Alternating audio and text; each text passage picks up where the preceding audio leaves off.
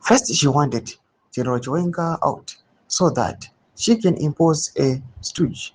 The stooge would then be used as a stepping stone for Auxilia to take over.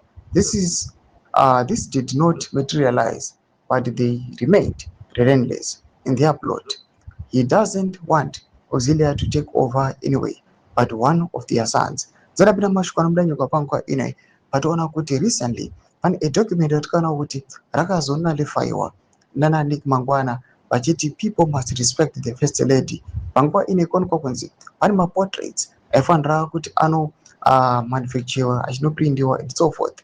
Aiya achipoza Auxilia Mnangagwa as the upcoming president wenyika yeZimbabwe. Sanapita mashoko obuda panguva ine vanhu achikumbira zvakasiyana-siyana uri pasubscribe like to the bell icon.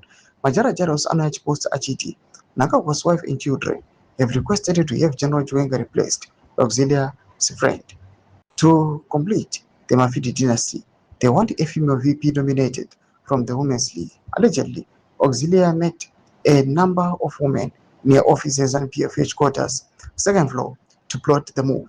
Doma developments arikuda panguva ine anoonekwa kunzi panguva inoi zvatozoignita the situation ikatozova worse after pazolika those documents. We do not know the agenda of the people who circulated those images. Airauza kuti pane maprintouts aifanira kunoitiwa aizopoza Auxilia Mnangagwa is the upcoming president. Panguva ino kuri kubudawo zvekare kunzi there is an issue here, the dynasty iri kuonekwa kunzi which is being manufactured panguva inoi nevanhu panguva ino vasiri pachina vasiri kuda kuzvibuditsa pachina, but normal developments aripo emapostrables which are centered in VP Constantino Chiwenga achidzi that man VP Constantino Chiwenga must be fired or must resign.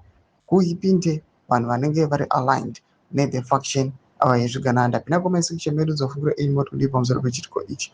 Subscribe or like, and turn on the bell icon.